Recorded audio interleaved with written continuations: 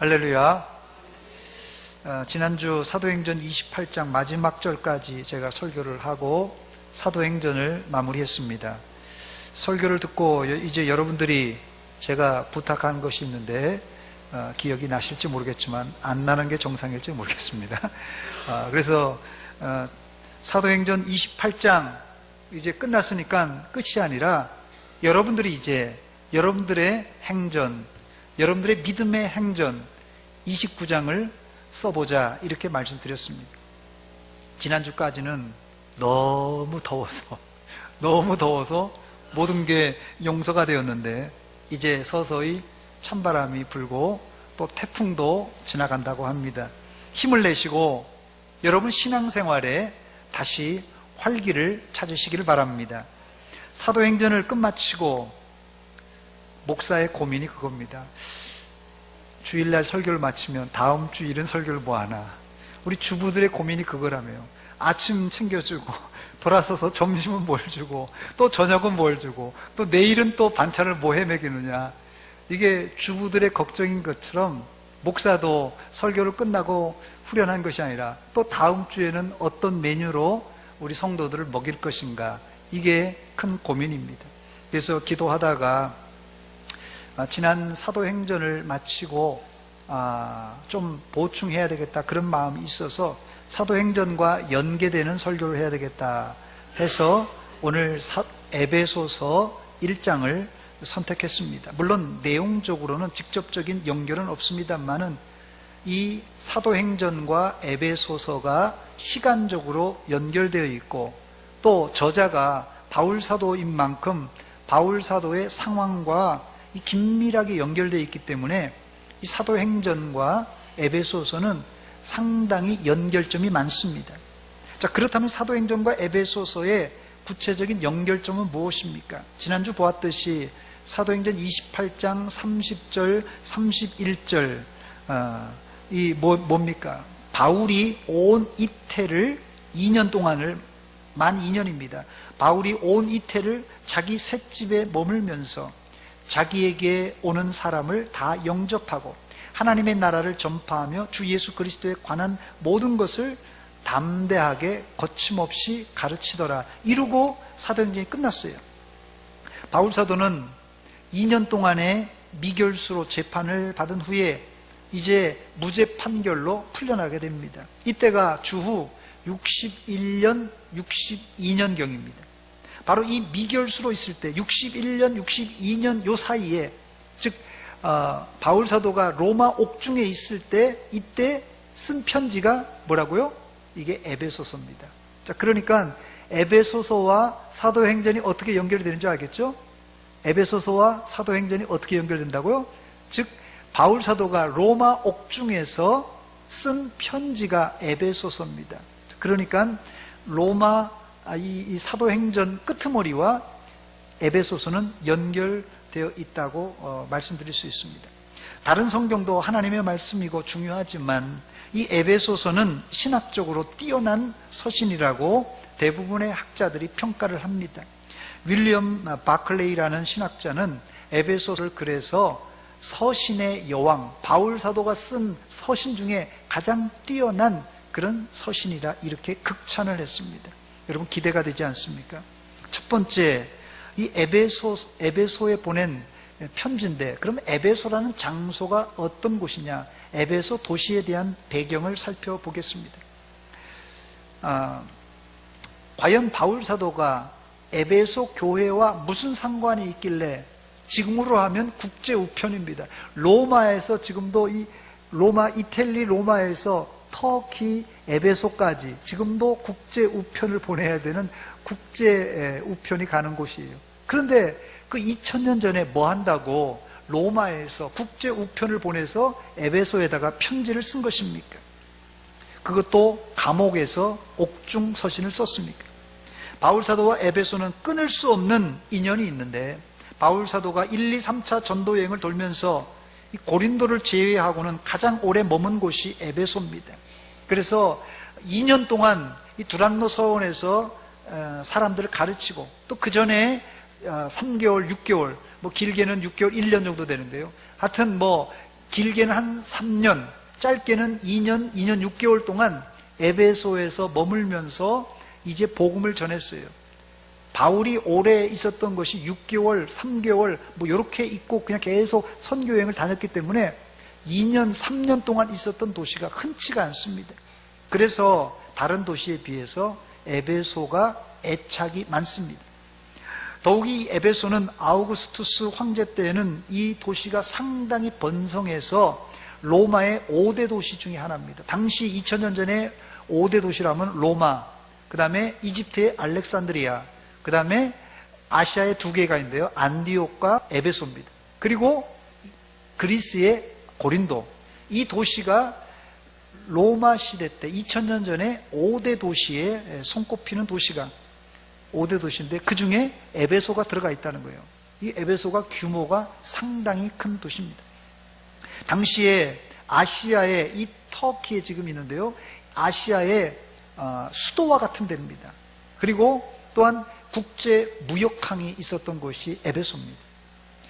에베소 하면 여러분들의 머릿속에 제일 먼저 떠오르는 것이 무엇입니까? 에베소 하면 제일 먼저 떠오르는 것이 아마도 첫사랑을 잃어버린 교회라고 기억하실 것입니다. 첫사랑을 잃어버린 교회. 요한계시록 2장 4절입니다. 그러나 너를, 에베소 교회를 말합니다. 그러나 너를, 에베소 교회를 책망할 것이 있나니 너희 처음 사랑을 버렸느니라 했습니다. 에베소 교회는 하나님 말씀대로 첫사랑을 잃어버린 교회임이 틀림없습니다. 그러나 여러분, 이 말을 한번 뒤집어 놓고 생각해 보시기 바랍니다. 첫사랑을 잃어버렸다. 이 말을 뒤집어 놓고 생각해 보면 어떤 뜻입니까? 과거에는 처음 믿을 때는 뜨거운 열렬한 사랑으로 하나님을 섬겼던 교회라는 것을 알 수 있습니다.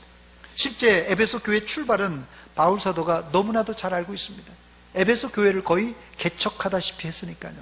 사도행전 19장 1절 2절입니다. 아볼로가 고린도에 있을 때 바울이 윗지방으로 다녀 에베소에 왔어요. 바울 사도가 어떤 제자들을 만나 에베소의 제자들을 만났는데 이르되 너희가 믿을 때 성령을 받았느냐. 그랬더니 제자들이 뭐라 합니까? 아니라 우리는 성령이 계심도 듣지 못하였노라.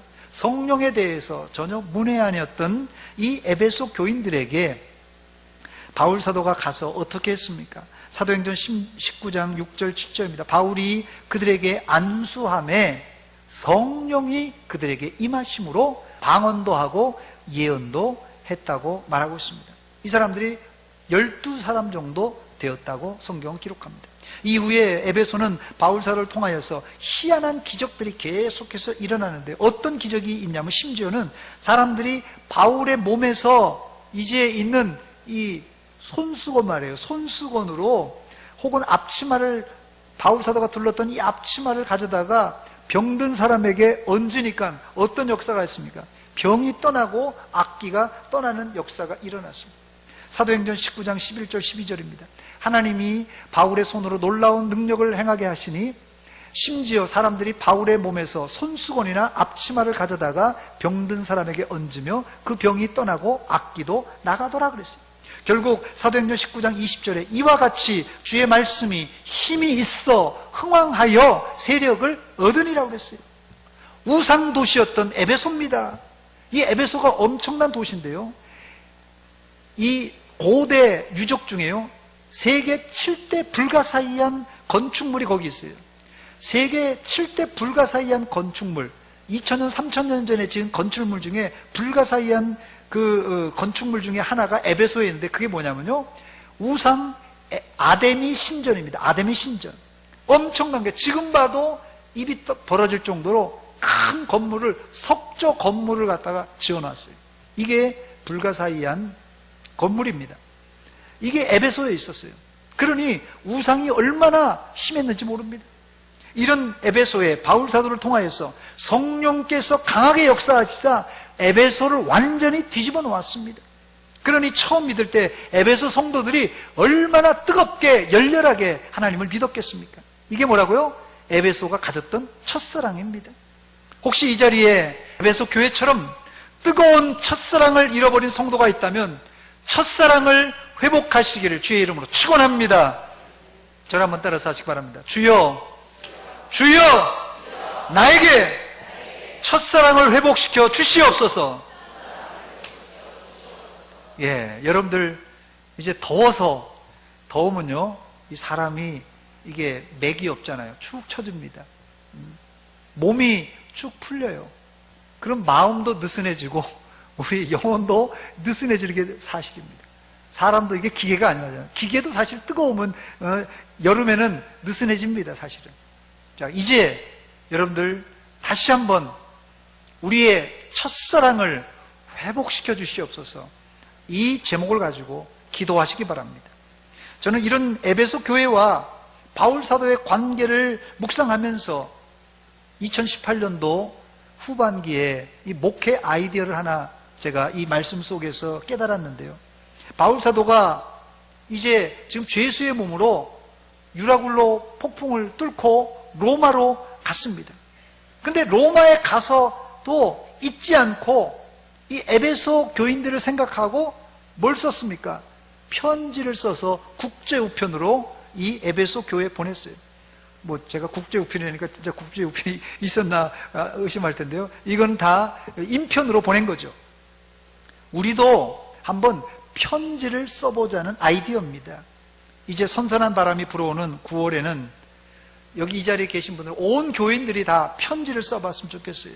누구에게 쓰느냐 하면은요, 내 태신자, 내가 가을에 이제 열매를 맺고 전도의 열매를 맺을 태신자에게, 전도 대상자에게 여러분들이 한번 손편지를 한번 써보자는 것입니다.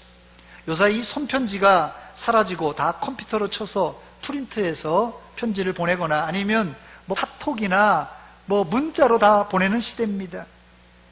그래서 오히려 정성을 들여서 뭐 글자가 좀 삐뚤빼뚤해도 괜찮습니다. 정성을 들여서 한자 한자 태신자에게 또 우리 주변에 잃은 양에게 편지를 한번 보낼 때 하나님께서 여러분들의 편지를 통하여 성령께서 역사하셔서 좋은 열매 맺게 하실 줄 믿습니다. 에베소서의 구조를 잠깐 말씀드리자면 바울 사도가 쓴 서신은 거의 일정합니다. 제가 로마서를 강의하면서도 그런 말씀 드렸는데요. 크게 두 단계로 나눕니다. 그래서 전반부와 후반부. 그래서 보통은 전반부는 교리적인 것을 이렇게 얘기하고 후반부는 늘 실천적인 면 혹은 그리스도인의 윤리적인 면을 다룹니다. 그래서 로마서도 이 절반으로 딱 나눠가지고 1장부터 11장까지 이게 교리적인 면, 믿음으로 구원받는다는 그런 교리에 관한 얘기라면 12장부터 16장 끝머리까지는 뭐예요? 그걸 믿음으로 의롭게 된 사람이 어떻게 사느냐 하는 그 실천적인 면을 다루었듯이 에베소서도 마찬가지입니다. 1장부터 3장, 6장 짧기 때문에요. 1장부터 3장까지는 이 교리적인 면을 다루고 그 다음에 4장부터 6장까지는 실천과 그리스도인의 윤리에 대한 내용입니다. 그래서 오늘은 1장 1절로 14절까지 읽었으니까 어느 부분에 해당되겠습니까? 예, 교리 부분에 해당되기 때문에 제가 설교를 준비하면서 좀 걱정했어요.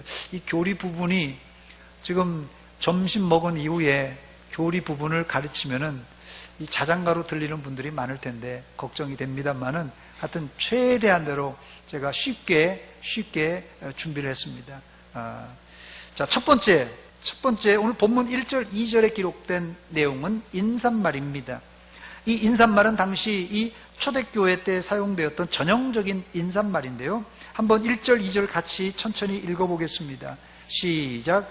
하나님의 뜻으로 말미암아 그리스도 예수의 사도된 바울은 에베소에 있는 성도들과 그리스도 예수 안에 있는 신실한 자에게 편지하노니 하나님 우리 아버지와 주 예수 그리스도로부터 은혜와 평강이 너에게 있을지어다. 아멘.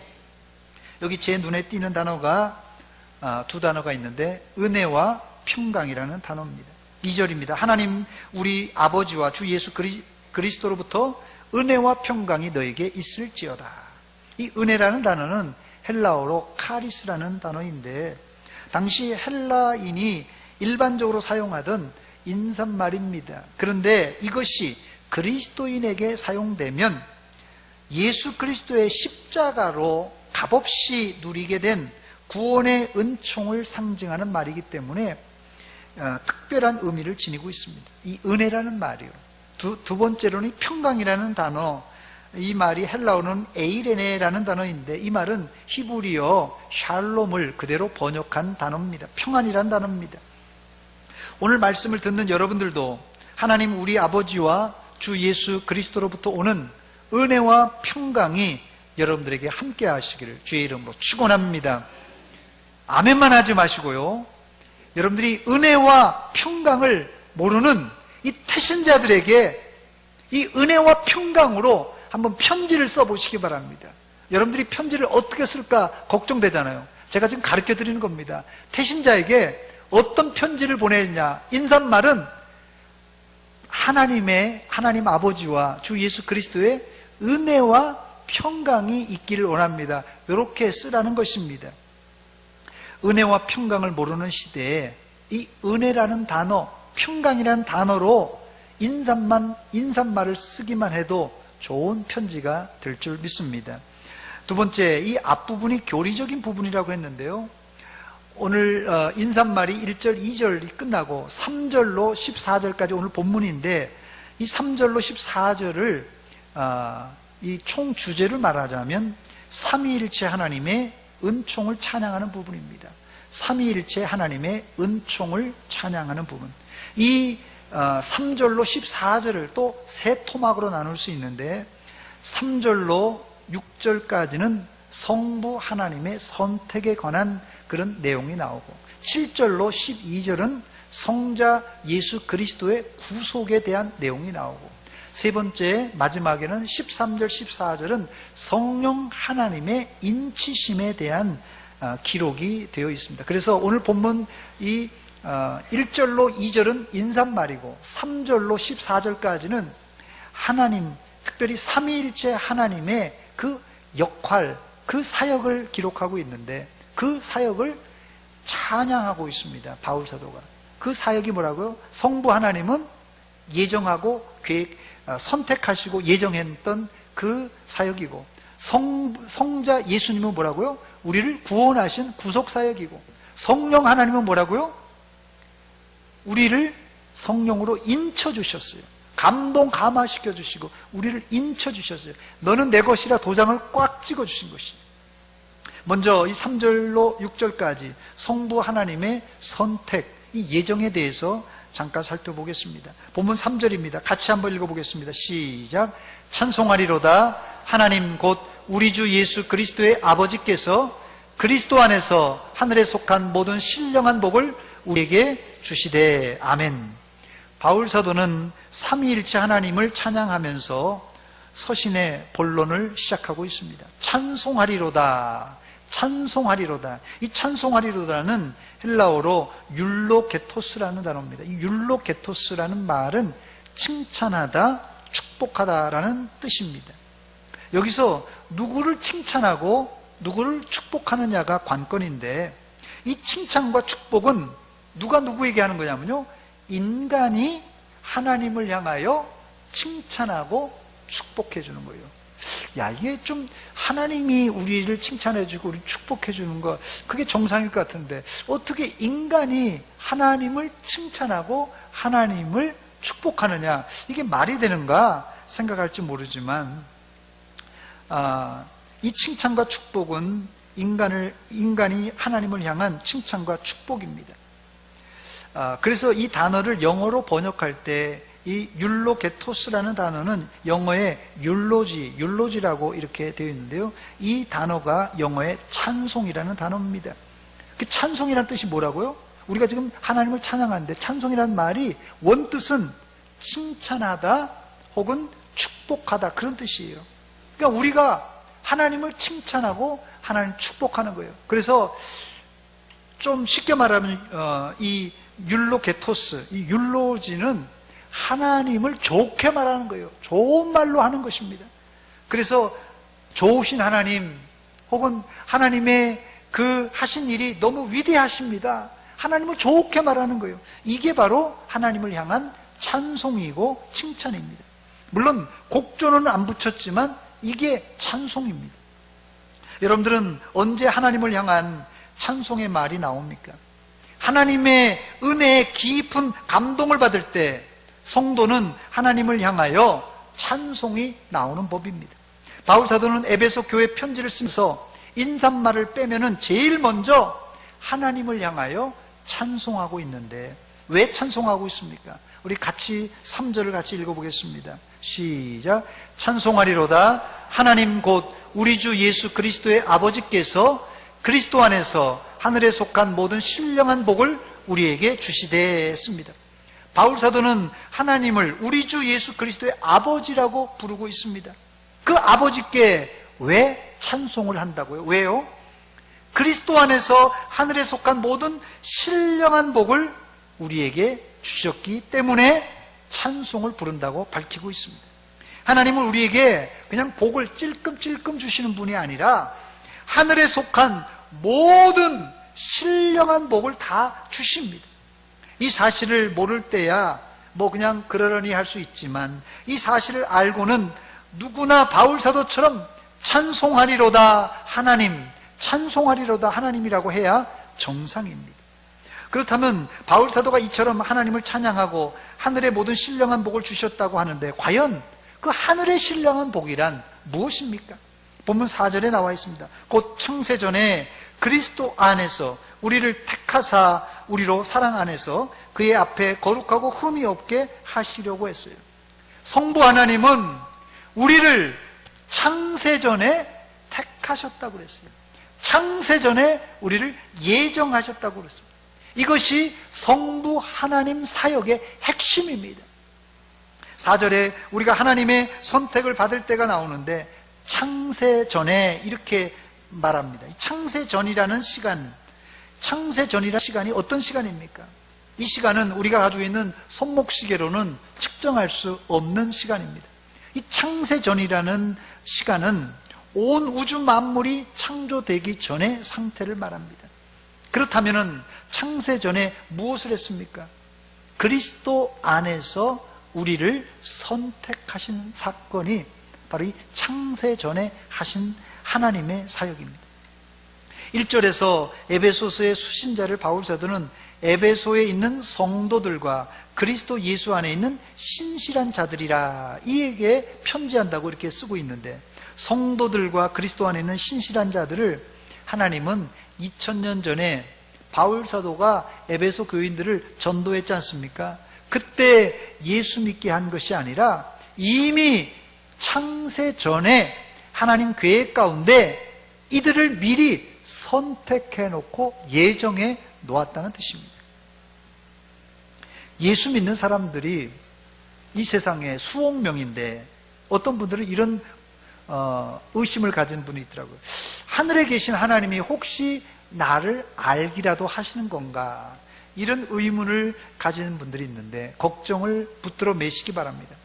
하나님은 내 이름을 아시는 정도가 아니라 나를 창세전에 이미 구원하시려고 예정해 놓으신 내 모든 이력을 속속들이 알고 계시는 전능하신 하나님이십니다. 이 사실이 바울의 찬송의 제목이요 에베소 성도들의 찬송의 제목입니다. 또한 우리의 찬송의 제목입니다. 나 같은 것이 무엇이간데 나 같은 죄인이 무엇이간데 하나님이 사랑하셔서 창세전에 나를 구원하시려고 택하셨는가? 이 한 가지 사실만으로도 감사와 찬양이 나와야 정상입니다, 여러분.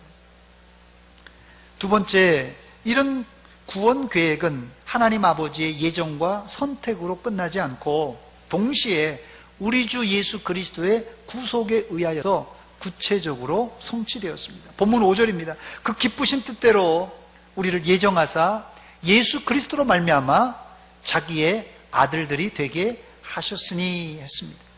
하나님의 기쁘신 뜻대로 예정한 것으로 끝나지 않고 성자 예수 그리스도로 말미암아 하나님의 아들들이 되게 하셨습니다. 이것을 신학적으로 구속이라는 단어로 씁니다. 여기 아들들이 되게 하셨으니라는 헬라어가 휘오데시안이라는 단어입니다. 이 휘오데시안이라는 단어는 법률적인 용어로서 휘오라는 말은 아들이라는 말이에요. 휘오. 그래서 데시안이라는 말은 어디에 두다 이렇게 합쳐진 단어로서 법률적인 단어입니다. 입양 혹은 양자 삼음 이런 뜻이 바로 이 휘오데시안이라는 단어입니다. 이런 법률적인 용어는 단순한 이제 입양을 했으니 너는 이제 내 가족이다 여기에 그치지 않고 기업의 상속자가 되었다는 아주 큰 의미를 가지고 있습니다. 바로 이 큰 일을 예수님의 구속, 십자가의 사역으로 완성하셨습니다. 이것을 정리해보면, 자, 이제까지 지금 정리해보면요. 성부 하나님께서 뭘 하셨다고요? 창세전에 당신의 기쁘신 뜻에 따라서 우리를 선택, 예정해 놓으셨는데, 우리를 그 예정한 사실만으로도 황송하지만, 우리를 예수 그리스도를 통하여, 그 아들 예수 그리스도를 통하여서 자기의 아들, 상속자가 되게 하신 것입니다. 이러니 바울사도가 할렐루야 찬송하리로다 라는 말이 안 나오겠습니까? 이래도 찬송이 안 나오면 비정상적인 사람입니다. 본문 6절을 우리 함께 읽겠습니다. 6절 같이 읽습니다. 시작. 이는 그가 사랑하시는 자 안에서 우리에게 거저 주시는 바 그의 은혜의 영광을 찬송하게 하려는 것이라. 아멘. 이런 과정을 바울사도는 한마디로 요약해서 은혜의 풍성함이라고 말하면서 7절 말씀엔 이 은혜의 풍성을 속량 곧 죄사함이라고 밝히고 있습니다. 본문 7절입니다. 우리는 그리스도 안에서 그의 은혜의 풍성함을 따라 그의 피로 말미암아 속량 곧 죄사함을 받았느니라 했습니다. 속량이라는 단어는 헬라어로 아폴류트로시스라는 단어입니다. 아폴류트로시스. 이 단어는 속전을 치르고 풀어주다라는 뜻입니다.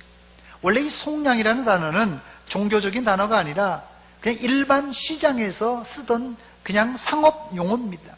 물건 값을 지불하고 산다라는 말이 속량이란 뜻이에요. 물건 값을 지불하고 물건 사는 거예요. 이게 속량입니다.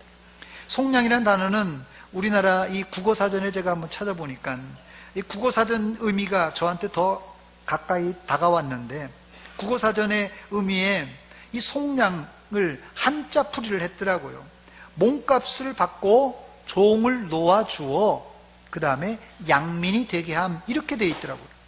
이 해석이 우리에게 더 가까이 다가오는 이유는 구원이라는 것이 뭐냐 하면 구원이란 몸값을 치르고 이제 종을 놓아주는 것으로 끝나지 않고 몸값을 치렀으니까 넌 자유인이야 그것으로 끝나지 않고 그 노비가 양민이 되게 하는 하나의 신분의 변화가 일어난 것이기 때문에 이게 중요한 단어입니다. 이 속량 죄사함을 하나님은 예수 그리스도 안에서 무엇으로 완성했습니까? 십자가로 완성하셨습니다. 할렐루야! 이것이 기독교 교리의 가장 핵심적인 내용입니다. 이것이 타종교와 구별되는 기독교의 구원관입니다. 여기에 인간의 노력과 헌신은 1%도 첨가할 수 없습니다. 오직 하나님의 은혜로 값없이 하신 하나님의 주권적인 역사입니다. 저를 한번 따라서 하시기 바랍니다. 우리의 구원은 하나님의 전적인 주권입니다. 그렇습니다. 우리의 노력이나 헌신 1%도 들어가지 않고 오직 전적인 하나님의 은혜입니다. 주권이에요. 이제까지 우리는 이런 구원의 도를 모르고 살았습니다. 그런데 어떻게 이런 도를 알게 되었습니까? 예수를 믿음으로 알게 되었어요. 우리에게 복음을 전함으로 전하는 사람이 있어서 우리가 이 도를 알게 된 것입니다. 그래서 9월 달에는 여러분 태신자에게 꼭 편지를 쓰시기 바랍니다. 이 사실을 모르는 사람들이 너무 많아요. 이 구원의 도를 여러분 이 에베소서를 잘 공부하고 써보시기 바랍니다. 바울사도처럼. 세상 사람들이 이런 얘기를 하면 좀 목사가 웃긴다 할지 모르지만 예수 믿는 사람들은 누구나 구원의 도리를 알고 있는 지혜로운 사람이고 예수 안 믿는 사람은 아무리 공부를 많이 한 박사라도 구원의 도리를 알지 못하기 때문에 미련한 사람입니다. 아마 이렇게 얘기하면은 안 믿는 사람들이 목사가 이상한 소리 한다 할지 모르지만 제 판단은 그렇습니다. 아무리 공부한 많이 한 박사라도 구원의 도리를 모르면 그 미련한 사람이에요. 그 이유는 구원의 도리는 비밀이기 때문에 세상 공부를 많이 해서 알 수 있는 것이 아닙니다. 본문 8절과 9절입니다. 이는 그가 모든 지혜와 총명을 우리에게 넘치게 하사 그 뜻의 비밀을 우리에게 알리신 것이요 그의 기뻐하심을 따라 그리스도 안에서 때가 찬 경륜을 위하여 예정하신 것이니 했습니다. 그래서 예수님은 이스라엘의 선생이었던 그때 니고데모라는 사람이요 최고 학자입니다. 이스라엘의 이름만 대면 알 수 있는 최고 학자예요. 그런데 니고데모에게 이렇게 말씀하셨어요. 요한복음 3장 12절입니다. 내가 땅의 일을 말하여도 너희가 믿지 아니하거든 하물며 하늘의 일을 말하면 어떻게 믿겠느냐 이런 말씀하셨어요. 여러분 이 세상에서 가장 똑똑한 사람이 누군지 아십니까? 여러분 이 세상에서 가장 똑똑한 사람이 누굽니까? 제가 지금 생각해보니까 돌아보니까요 제일 똑똑했을 때가 제가 대학교 2학년 3학년 때인 것 같아요. 대학교 2학년 3학년 때 제가 생각할 땐 제일 똑똑했다고 생각했던 것 같아요. 그때 진짜 쥐뿔도 모르면서. 그런데요 지금 잘 들으시기 바랍니다. 여러분들의 자녀들 손주들 말이에요 대학교 2학년 3학년 때 무서울 것이 없어요. 다 아는 것 같아요. 뭐 어른들이고 뭐고 자기가 최고야. 이게 교만한 겁니다. 이게 교만한 거예요. 여러분 이 세상에서 가장 똑똑한 사람이 누구냐? 똑똑한 사람은 잘 들으세요. 내가 무엇을 모르는지를 아는 사람이 가장 똑똑한 사람입니다. 다시 말씀드립니다. 내가 무엇을 모르는지를 아는 사람이 가장 똑똑한 사람이에요. 보통 사람들은 자신이 무엇을 모르는지를 모르고 살아요. 모르고 살아. 구원의 진리는 비밀입니다. 이 비밀을 세상 사람들은 똑똑한 척하지만 이 비밀을 몰라요. 진짜 바보들이에요. 바보들. 자, 그런데 이 진리를 세 번째 우리가 어떻게 알게 되었습니까? 어떻게 알게 되었어요? 성령 하나님의 감동과 감화와 성령 하나님의 도장 찍는 인치심을 통하여서 우리가 이 진리를 알게 되고 이 비밀을 알게 되었다는 거예요. 본문 13절과 14절입니다. 그 안에서 너희도 진리의 말씀 곧 너희의 구원의 복음을 듣고 그 안에서 또한 믿어 약속의 성령으로 인치심을 받았으니 이는 우리 기업의 보증이 되사 그 얻으신 것을 속량하시고 그의 영광을 찬송하게 하려 하심이라 그랬어요. 여기 13절이 성령 하나님의 역사입니다. 성령 하나님의 어떤 역사예요? 인치심의 역사예요. 성령 하나님께서 우리를 완전히 확실하게 양자 삼았다. 하나님의 백성이라고 도장을 꽉 찍었어요. 여러분 계약서 다 쓰고 나서 도장 안 찍으면 그거 허탕이에요. 아무리 계약서를 몇백 장 써더라도 마지막 도장 안 찍으면 끝이에요.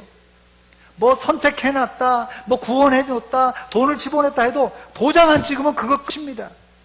성령 하나님께서 우리가 하나님의 자녀로 인치심, 도장을 꽉 찍어 놓으셨습니다. 엄밀한 의미에서 저는 이 말씀 묵상하면서 성령의 역사를 이렇게 묵상해 봤어요. 우리가 하나님을 믿습니다. 복음을 믿습니다. 믿는 게 아니라 믿어지는 것입니다. 다시 말씀드립니다. 우리가 복음을 믿는 게 아니라 믿어지는 것입니다. 믿는다는 것은 뭡니까? 믿는다는 것은 내가 주체가 되어서 내가 인지하여서 판단하고 내 자의적으로 내가 믿는다. 내가라는 의지가 강한 의미가 있습니다. 그러나 믿어지는 것은 성령의 역사로 하나님께서 내 마음에 오셔서 감동하시고 감화하셔서 어떻게 해요? 저절로 믿어지는 것을 말합니다.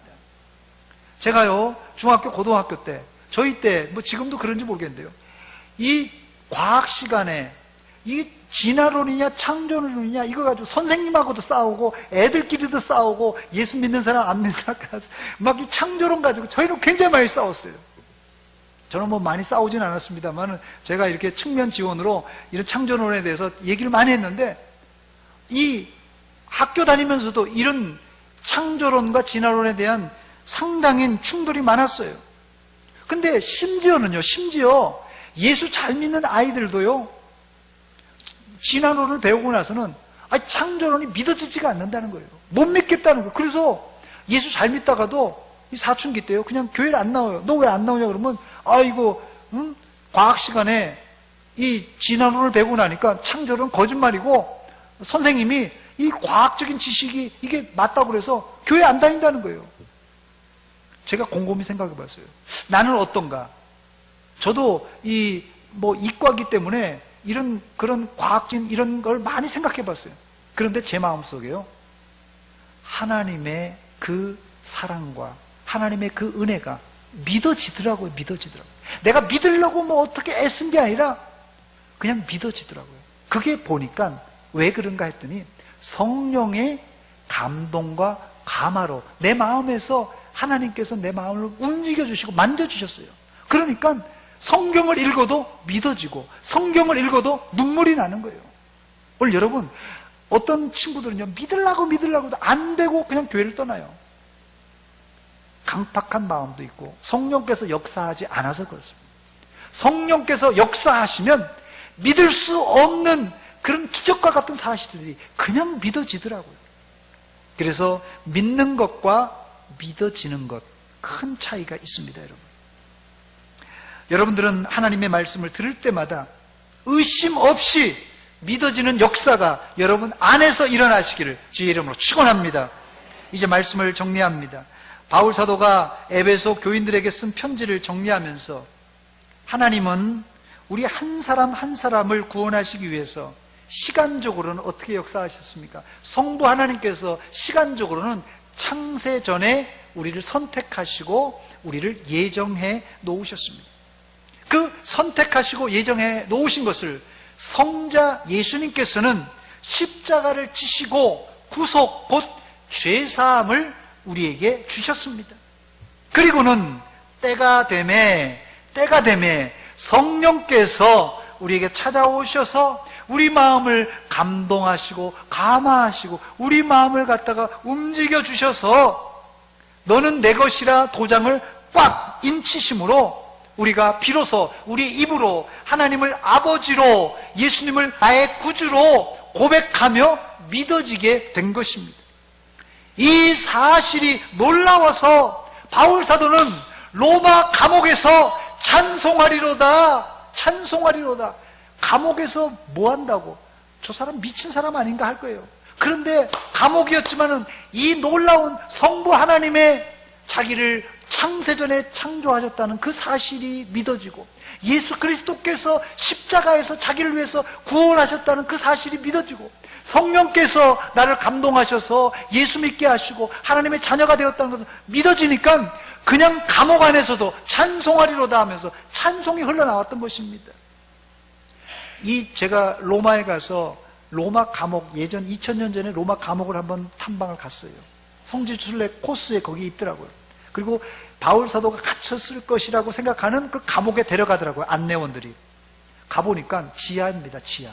그래서 감옥에 어떻게 집어넣냐면요, 바울 사도가 갇혔다고 추정하는 데가 두 곳이 있는데 한 곳에 가니까 그냥 건물이에요. 들어가니까 건물이에요. 건물인데 거기에 방 중간에 구멍이 이렇게 뚫려 있더라고요.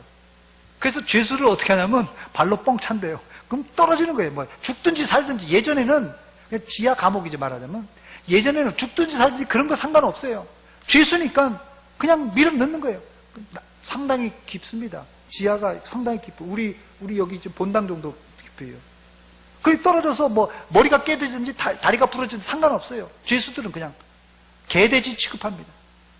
그런 지하 감옥에서 찬송하리로다 할렐루야 하면 저는 미친놈 아닌가 아마 감옥을 지키는 간수장이 아마 그랬을 것이에요. 그러나 그가 성부 하나님의 창세전의 예정과 또한 성자 예수님의 십자가의 구속과 성령 하나님의 그 인치심이 너무 감동스러우니까 찬송을 이루어 하면서 찬양을 했던 것입니다. 오늘 이 찬송이 감옥에서 했던 찬송이 여러분의 입술의 찬송의 주제가 되시기를 주의 이름으로 축원합니다. 더 나아가서는 이 일을 알지 못하는 사람에게 뭘 쓰자고요? 편지를 보내세요. 뚜루루루 뚜루루루. 여러분들 9월 달에는 우리 성도들이 예수 안 믿는 태신자들에게 편지를 한번 써보시기 바랍니다. 제가 지금 편지 쓸 거리를 드렸습니다. 인사말을 어떻게 하라고요? 어떻게 하고요? 은혜와 평강이라는 구절을 넣어서 인사말을 몇 줄 쓰시고, 그 다음에 성부 하나님께서 너를 창세전에 예정해 놓았어. 2000년 전에 예수님께서 십자가에서 너를 구속해 주셨어. 성령 하나님이 때가 되면 네 마음 움직이시면 너도 나와 같이 예수 믿을 거야. 요 내용이 이게 편지 내용이라니까요. 정리가 됐습니까? 이제 편지 쓰려면 이제 생각이 안 나죠. 이제 전화를 하세요. 구역장님, 목사님이 맨날 며칠날 설교하셨는데 편지 뭐라고 써라 그러는데 인사말은 생각나는데 그 다음에 생각이 안 나요. 3가지입니다. 성부 하나님, 성자 예수님, 성령 하나님의 사역을 쓰면 됩니다. 그리고는 맨날 며칠에 교회에서 보자. 딱 그러면 되는 거예요. 다 됐죠, 이제 편지? 자, 한번 여러분이 꼭 실천에 옮기시기 바랍니다. 기도하겠습니다. 하나님 아버지, 은혜와 사랑 감사드립니다. 사도행전은 끝났지만은 계속해서 29장, 30장을 우리가 써야 될 차례입니다. 하나님, 바울 사도가 로마 감옥에서도 에베소 교인들을 잊지 않고 편지를 보냈듯이 우리 주변의 태신자에게, 잃은 양에게 우리가 편지를 보내므로 우리가 가지고 있는 놀라운 구원을 찬양하며 그들도 예수 믿을 수 있도록 도와주시옵소서. 예수님의 이름으로 기도하옵나이다. 아멘.